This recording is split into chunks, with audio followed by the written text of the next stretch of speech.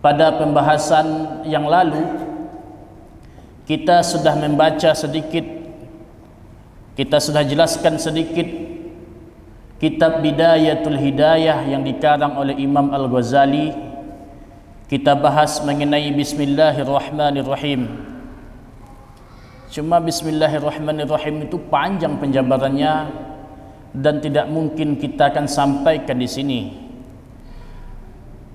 Sayyidina Ali bin Abi Thalib radhiyallahu anhu, beliau mengatakan, seandainya saya ingin mentafsirkan penjelasan titik ba yang ada dalam Bismillahirrahmanirrahim, titiknya saja, bukan ba-nya, titiknya.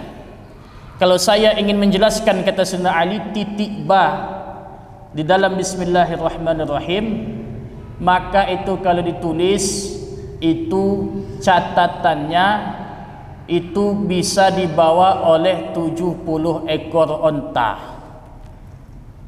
Dimasukkan ke dalam gerobak, dibawa oleh onta. Segitulah kira-kira 70 kontainer atau 70 box kalau mobil box mungkin. Itu baru penjelasan titik ba dalam bismillah. Itulah bukti bahwa luasnya ilmu Allah Subhanahu wa taala, sedangkan apa yang kita pahami itu tidak ada apa-apanya. Langsung saja kita terus membaca kitabnya Al-Imam Al-Ghazali, Bidayatul Hidayah. Qala Asy-Syaikh Al-Imam Al-Alim Al-Allamah Hujjatul Islam wa Barakatul Anam Abu Hamid Muhammad bin Muhammad Al-Ghazali At-Tusi qaddasallahu ruhahu wa nawwara dharihahu, amin.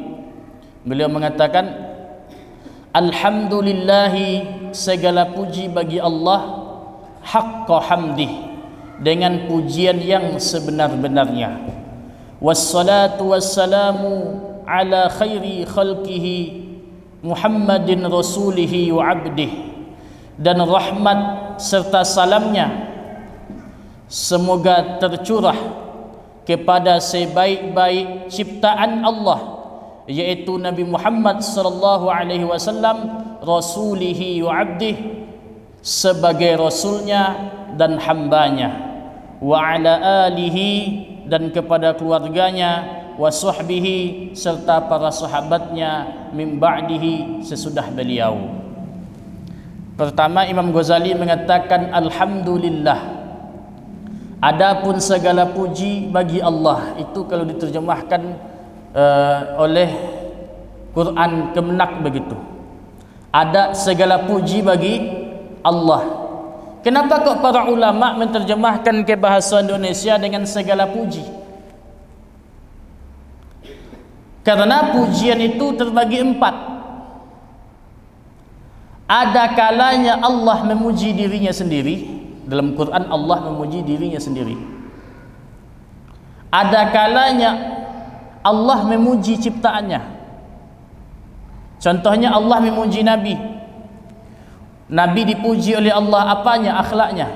Wa innaka la'ala khuluqin azim, sesungguhnya engkau wahai Muhammad benar-benar memiliki akhlak di atas akhlak yang agung. Dipuji akhlaknya. Ada kalanya kita sebagai makhluk Allah memuji Allah. Ketika kita solat tadi, kita memuji Allah. Alhamdulillahi Rabbil Alamin, muji Allah. Ada kalanya juga kita sesama makhluk saling memuji, dan semua pujian itu hanya kembali kepada Allah. Baik Allah memuji dirinya, baik Allah memuji Nabi, karena Nabi itu ciptaan Allah. Baik makhluk memuji Allah, baik makhluk memuji sesama makhluk. Semuanya itu kembalinya kepada Allah. Maka tidak ada yang mesti kita sombongkan. Apapun prestasi kita, apapun bagaimanapun tinggi ibadah kita, sebagaimanapun tinggi ilmu kita, enggak mesti kita sombongkan, enggak perlu.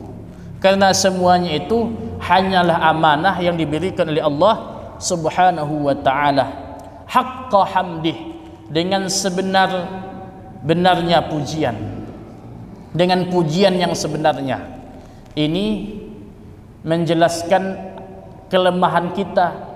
Kita tidak bisa memuji Allah dengan komplit, karena begitu agungnya Allah, maka beliau mengambil secara umum saja dengan pujian yang sebenarnya. Wassalatu wassalamu ala khairi khalqihi Muhammadin rasulihi wa abdih.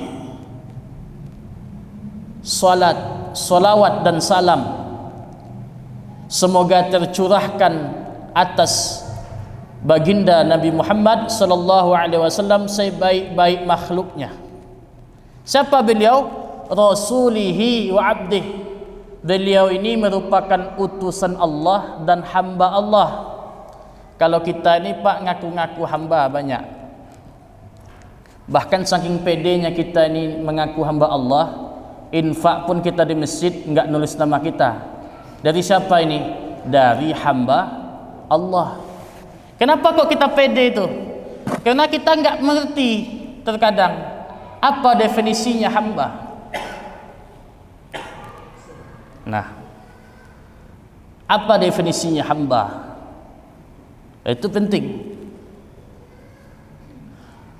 Hamba itu adalah merupakan makhluk ciptaan Allah yang hanya mendahulukan kehendak Allah daripada kehendaknya, hanya mendahulukan perintah Allah daripada seluruh perintah. Gimana nih pemahamannya? Ada tingkat-tingkatan seseorang itu bisa disebut hamba, enggak langsung. Ada tingkatan makhluk, ada tingkatan insan dalam Quran, ada tingkatan bashar, ada tingkatan hamba, tingkatan paling tinggi. Iblis adalah makhluk Allah. Iblis itu makhluk Allah. Siapa yang menciptakan? Allah. Akan tetapi dia bukan hamba Allah. Apa kata iblis dalam Quran? Ini akhafullah. Sesungguhnya aku takut kepada Allah, akan tetapi perintah Allah enggak dijalanin. Nah, iblis disuruh sujud kepada Adam dengan sujud penghormatan enggak mau. Karena ada kesombongan dalam diri. Ana khairu minhu. Ini sifatnya iblis ini. Saya lebih baik daripada dia. Ini biasanya sifat iblis begitu, Pak. Merasa lebih baik dari orang. Sifat iblis. Takut katanya sama Allah, akan tetapi enggak mau jalanin perintah Allah. Di atas itu ada namanya insan. Insan ini gimana insan? Kalau diterjemahkan dalam bahasa Arab ya artinya manusia. Insan itu ketika diberi nikmat oleh Allah, dia lupa kepada Allah. Ketika dia diberi ujian oleh Allah, dia itu protes kepada Allah. Ini insan. Diberi nikmat, lupa, sibuk dengan nikmat, lupa kepada sang pemberi nikmat. Kalau diberi musibah, protes. Enggak pantas saya ini, kok begini kali Allah memberi saya ujian seperti ini. Insan. Makanya Nabi tidak disebut dengan kata-kata insan dalam Quran. Bapak cari dah. Kecuali pentafsiran mungkin ada. Tapi kalau kalimat secara nas enggak jumpa. Yang ada itu Nabi disebut bashar. Qul innama ana bashar. Katakanlah wahai Muhammad, sesungguhnya aku ini hanyalah bashar. Tidak disebut insan. Qul innama ana apa insan, enggak. Qul innama ana bashar. Insan dengan bashar sama kedudukan terjemahannya kalau dalam kamus. Insan ya artinya manusia, bashar ya artinya juga manusia. Tapi bedanya insan kalau diberi nikmat dia lupa kepada sang pemberi nikmat, sibuknya dengan nikmat itu. Diberi kebun, sibuk dengan perkebunan, lupa dengan Allah.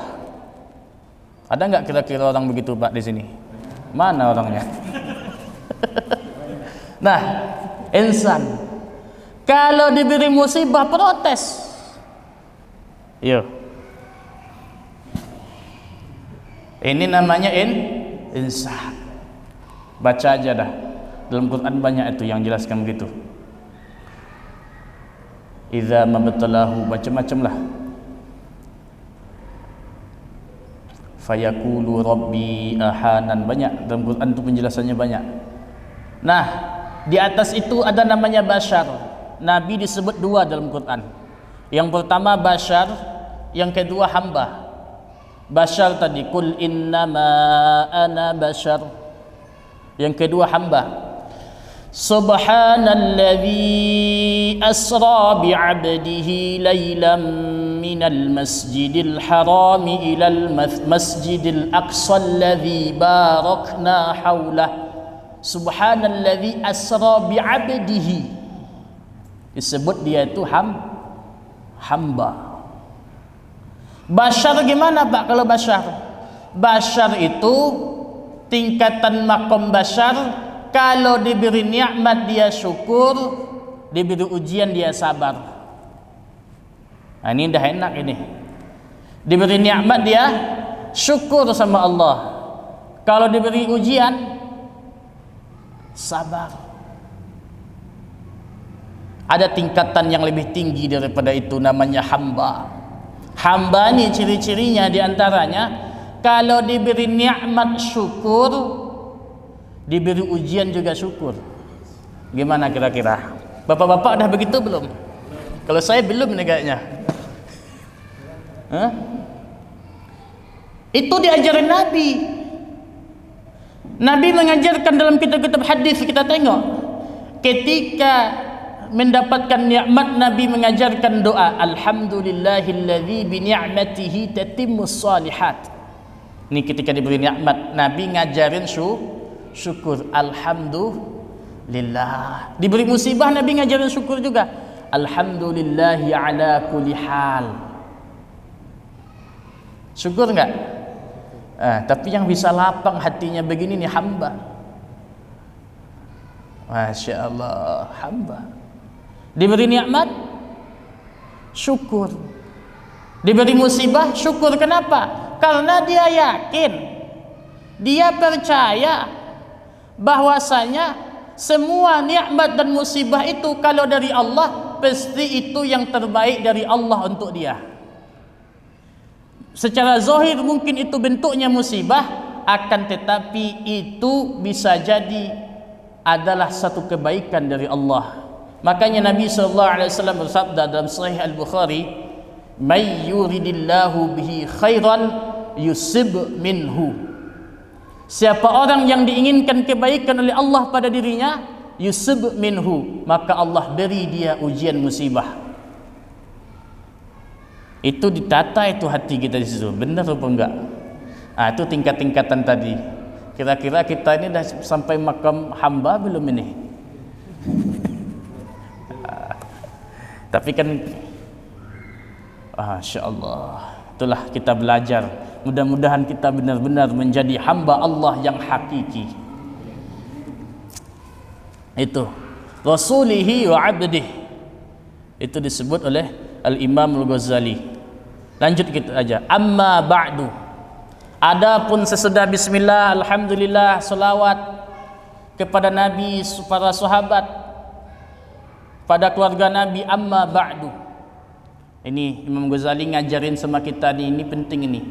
Fa'lam ayyuhal haris, maka ketahuilah wahai orang yang sangat menginginkan, orang yang sangat sungguh-sungguh, al-muqbilu, yang menghadapkan diri, ala iktibasil ilmi, untuk memperoleh ilmu. Ini yang diingatkan oleh Imam Ghazali, orang yang sungguh-sungguh ingin dapat ilmu. Nampaknya dia sungguh-sungguh, habis waktu diluangkan untuk ilmu, ngaji bertahun-tahun demi ilmu. Wa fartat ta'attushi al-muzhiru min nafsihi sidqa rugbati, yang menampakkan diri darinya akan kebenaran bersungguh-sungguh untuk mendapatkan ilmu. Nampak pada dirinya sungguh-sungguh ingin mendapatkan ilmu. Berarti ini orang ini enggak kaleng-kaleng, dia sungguh-sungguh ingin dapat ilmu. Ngaji sungguh-sungguh, enggak orang ngantukan ini. Nah, apa kata beliau? Wa fartu ta'attush ilai, dan sangat merasa haus kepada ilmu. Kalau ada ilmu tu haus dengan majlis ilmu. Di mana ada majlis ilmu datang. Walaupun hujan-hujan mendung petir datang. Karena apa? Merasa haus untuk mendapatkan ilmu. Lah, ada apa ini dengan orang ini? Ini kata Imam Ghazali. Annaka, bahwasanya engkau, in kunta taqsidu bi talabil ilmi, jika telah engkau bermaksud, engkau berniat bi talabil ilmi, dengan menuntut ilmu itu, al-munafasah, akan kemegahan, pembanggaan, al-munafasah, membanggakan diri. Dia dah sungguh-sungguh, tapi dia ni nuntut ilmu, setelah dia dapatkan ilmu mau berbangga-bangga dengan ilmunya. Wal mubahah, wal munafasah, penghargaan, ingin dihargai orang, tujuannya ngaji. Wal mubahah, dan membanggakan diri. Ni saya ni, tengok ni, saya ahli ilmu, saya ni kiai, saya orang alim, bangga, meremehkan orang, merasa diri lebih baik. Itu tujuannya. Wa taqaddama 'alal akran, dan agar di kalangan teman-teman kamu kelihatan nonjol daripada mereka. Itu tujuannya nuntut ilmu. Padahal sudah sungguh-sungguh, tapi gitu. Nah, supaya dihargai orang, dimuliakan orang. Kalau dia duduk di tengah teman-temannya, merasa dia itu lebih menonjol daripada yang lain keilmuannya, saya lebih tahu daripada dia. Itu tujuannya. Wastimalata wujuhin nas, dan untuk menarik wajah-wajah orang kepadamu, supaya orang memandang saya, oh, beliau tu orang alim, beliau tu hafiz Quran, beliau tu mondoknya lama, beliau tu imam masjid, beliau tu ahli ibadah. Itu tujuan kamu dalam menuntut ilmu. Wa jam'i hitamid dunya, dan mengumpulkan dunia. Tujuannya mengumpulkan dunia, mencari pangkat, jabatan, itu tujuannya. Fa anta sa'in fi hadmi dinik, maka engkau itu adalah orang yang berusaha dalam merobohkan agamamu. Tujuanmu nuntut ilmu apa? Ini diajarin Imam Ghazali, niat dulu nih sebelum kita ngaji kitabnya ini. Niat nuntut ilmu apa? Capek-capek mondok, capek-capek hadir kajian, capek-capek hujan-hujanan datang. Tujuannya untuk supaya dimuliakan, supaya dihormati, supaya manusia cium tangan sama dia. Ada nggak kira-kira begitu deh? Ini yang diingatkan Imam Ghazali ini, supaya orang hormat sama dia. Kalau nggak dihargai, mutung, intinya nggak ikhlas. Kata ulama salaf, namanya Imam Zunnun al-Misri, ini dikutip oleh Imam Imam An-Nawawi dalam kitab At-Tibyan fi adabi halamatil Quran. Orang ikhlas itu Pak ada 3 ciri-cirinya. Ini kalau 3 ini ada pada diri bapak-bapak dah ikhlas ini. Yang pertama, ciri-cirinya orang ikhlas, setelah beramal, setelah nuntut ilmu, setelah sedekah, setelah melakukan kebaikan, dia lupa bukan ingat. Gimana kira-kira, ada nggak begitu? Habis sedekah 100 juta lupa, saya dah sedekah apa belum ya, akhirnya sedekah lagi. Nah, ini orang ikhlas ini Pak. Gimana, bapak-bapak dah ada gitu belum? Angel ini dah. Orang ikhlas. Itu yang pertama. Yang kedua, sama keadaan hatinya, mau dicela, baik dicela maupun dipuji. Dipuji tidak bikin lubang hidungnya kembang, enggak merasa senang dipuji, dan dicela, dicaci, dia juga tidak tersinggung. Saya mulai karena Allah, maka bagaimana mungkin saya tersinggung karena manusia? Orang ikhlas ini betul ini Pak. Gimana kira-kira? Udah ada belum ini sama kita? Tanya masing-masing, jawab masing-masing dah. Enggak usah diungkapin. Kalau udah berarti udah ikhlas. Yang ketiga, hanya mengharap ridho Allah. Mudah-mudahan begitu tujuan kita menuntut ilmu. Tapi kalau tujuannya seperti yang dikatakan Imam Ghazali tadi, untuk dibangga-banggakan ilmunya, supaya terlihat menonjol di hadapan teman-teman, mendapatkan pangkat jabatan, menarik wajah-wajah manusia supaya manusia cium tangan sama dia, hormat sama dia, atau mengumpulkan dunia, itu tujuannya untuk ilmu. Fa'anta sa'in fi hadmi dinik, maka engkau itu adalah orang yang berusaha dalam merobohkan agamamu. Wa ihlaki nafsik, dan mencelakakan dirimu. Wa bai'i akhiratika bid dunyaka, dan engkau adalah orang yang menjual akhiratmu dengan duniamu. Kita perbaiki niat insyaallah. Engkau adalah orang yang menjual akhiratmu dengan duniamu. Fasafqatuka khasirah, maka akad jual belimu itu adalah merugi. Wa tijaratuka ba'irah, dan perdaganganmu adalah bangkrut. Kenapa? Nuntut ilmunya tujuannya bukan karena Allah. Ini betul-betul beliau ini membahas masalah hati kita ini, betul-betul jaga hati. Ini bukan berlaku untuk menuntut ilmu saja, ahli ibadah juga begitu. Banyak kita jumpa dalam kitab-kitab hadis.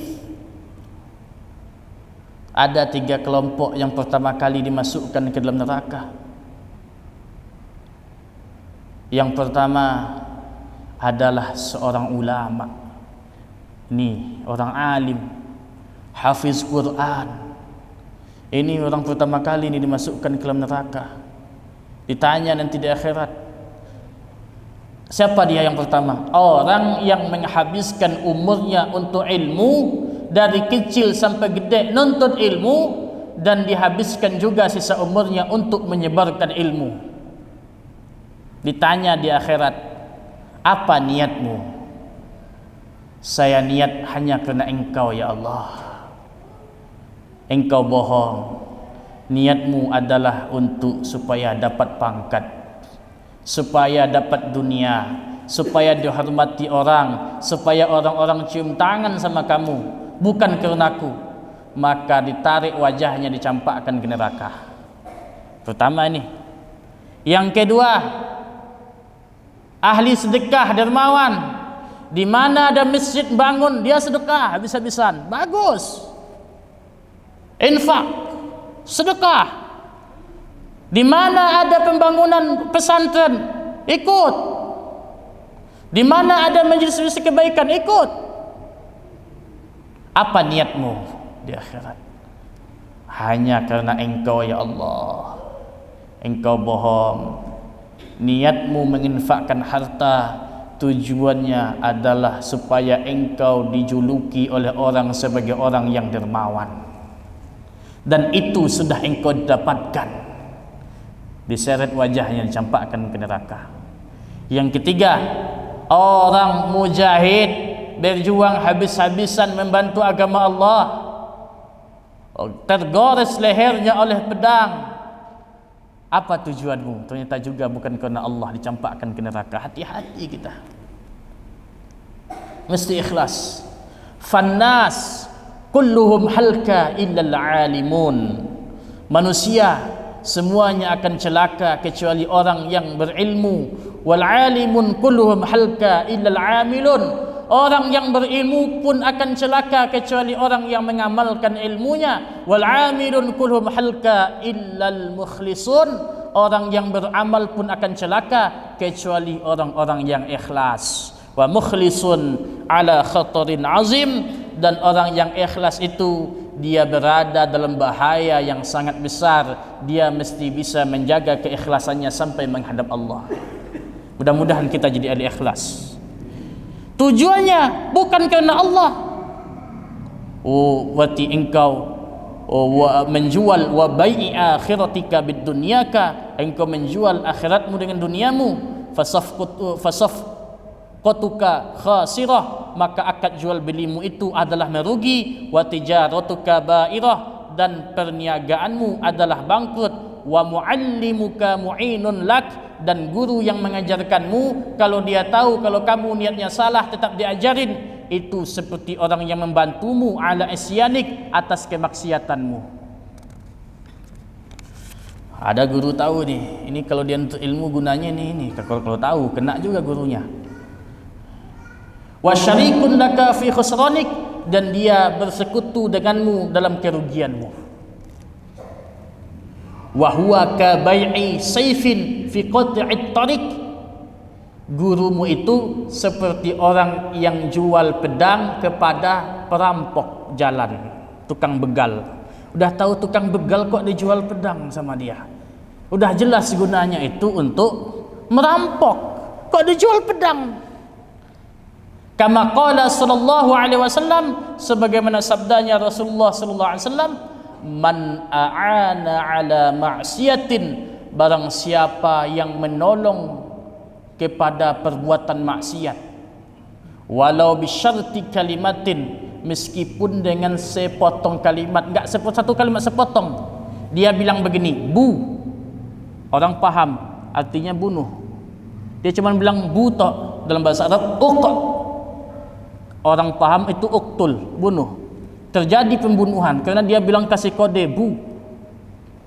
Begitu dia membantu kemaksiatan, kana syarikan lahu fiha, maka adalah dia orang yang bersekutu lahu baginya fiha, dalam maksiat itu.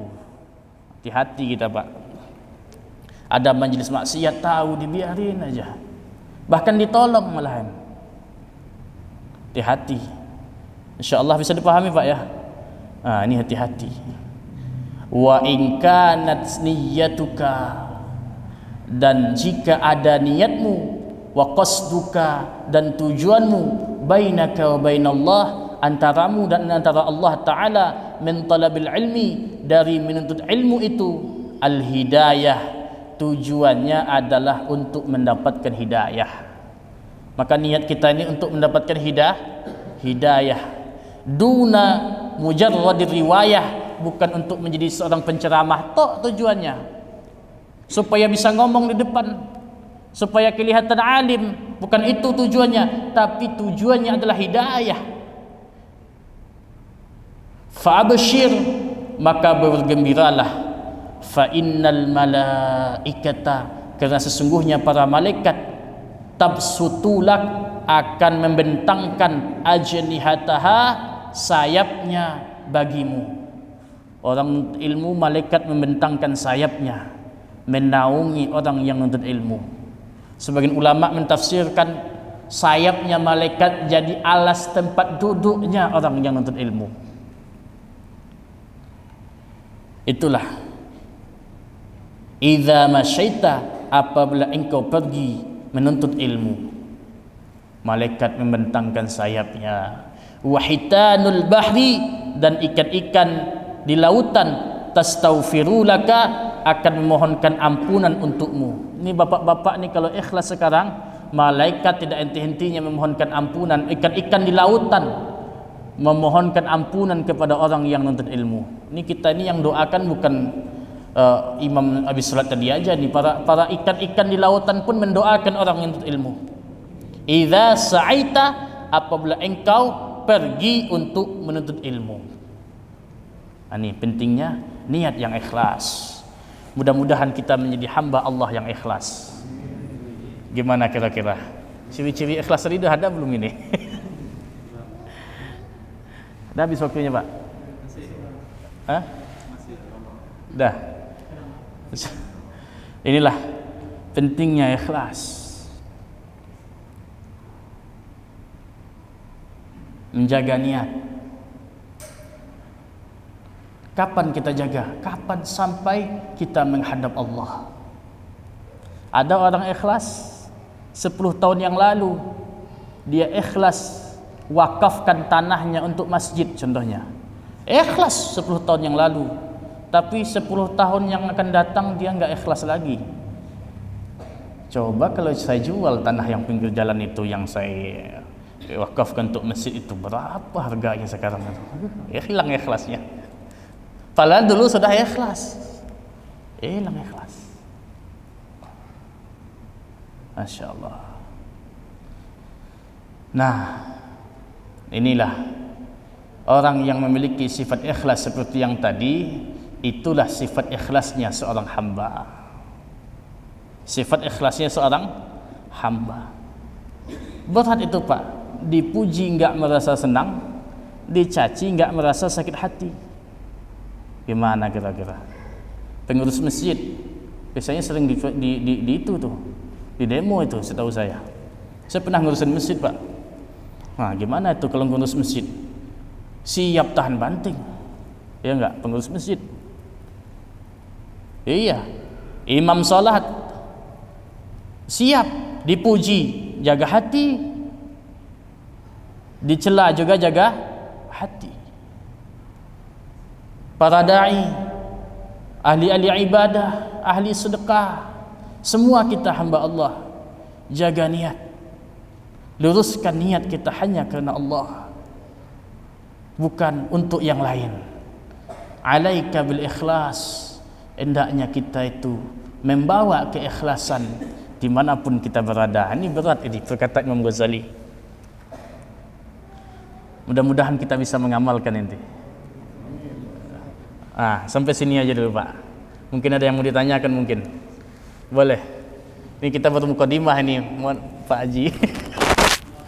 Iya Pak. Ini orang tua saya ini. Waalaikumsalam warahmatullahi wabarakatuh.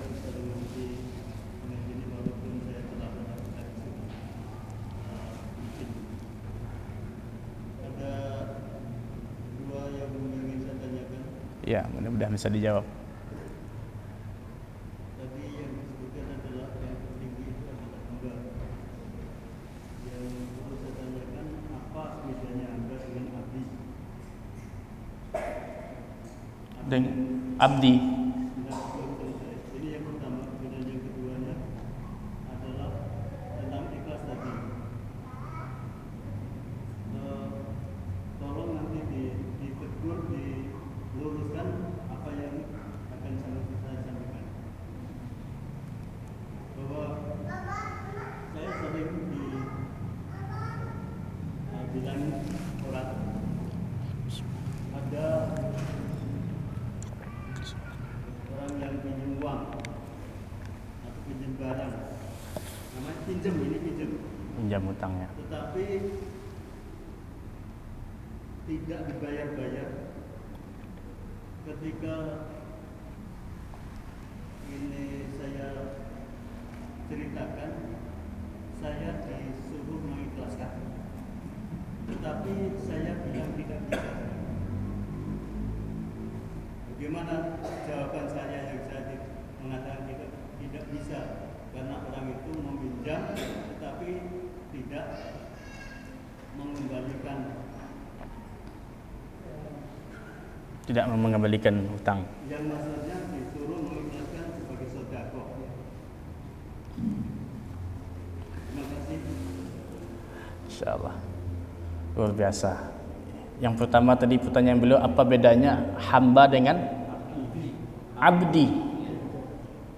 Abdi, abdun itu sama saja. Abdi, abdun itu sama saja. Artinya adalah hamba. Cuma kalau sifat hamba yang sempurna tadi ya begitu. Sama saja. Menurut pandangan saya itu sama saja antara abdun dengan itu sama, berasal dari kata yang sama. Mudah-mudahan kita menjadi hamba Allah yang diridhoi Allah. Akan tetapi ingat, walaupun kita mungkin merasa belum di tingkatan hamba yang saya sebutkan tadi, Allah itu Maha Pengasih. Manggil kita itu walaupun ahli dosa dengan hamba loh. Qul ya ibadiyalladzina asrafu, katakanlah ya ibadi, wahai hambaku, ya ibadiya, wahai hambaku, alladzina asrafu ala anfusihim, panggil dengan hamba supaya ini kita enggak putus asa ini. Nah, kemudian ada orang yang berhutang kepada beliau, kemudian beliau enggak mau bayar. Ikhlaskan sajalah untuk sedekah. Ini beratnya hutang memang ya. Ya, kalau pas bayar itu langkah kaki 1000. Nah, ini bagaimana? Beliau katakan enggak. Di dalam syariat hutang wajib dibayar. Maka kita wajib mengingatkan dia supaya dia untuk membayar hutangnya. Maka dalam kacamata syariat, apakah salah beliau tadi, orang tua kita, saya belum bisa mengikhlaskan? Ya enggak salah, karena itu kewajiban dia mesti bayar. Akan tetapi kalau seandainya bisa mengikhlaskan, itu lebih baik. Kalau bisa mengikhlaskan, kenapa? Karena nanti orang yang enggak bayar hutang itu nanti ganggu-ganggu kita aja, Pak. Kita dah mau masuk surga, kita dipanggil dulu, ngapain? Dia lagi ditanya, kan kita saksinya nanti. Atau rendah masuk surga, ya telat kira-kira dia. Ya, kalau kita mampu mengikhlaskan baik. Akan tetapi kalau tidak, kita enggak berdosa, karena akadnya adalah hutang. Kewajiban kita untuk mengingatkan. Maka bagi siapa saja yang punya hutang, ingat, itu adalah tanggung jawabmu, maka engkau wajib untuk membayarnya. Demikian insyaallah. Ada lagi? Cukup.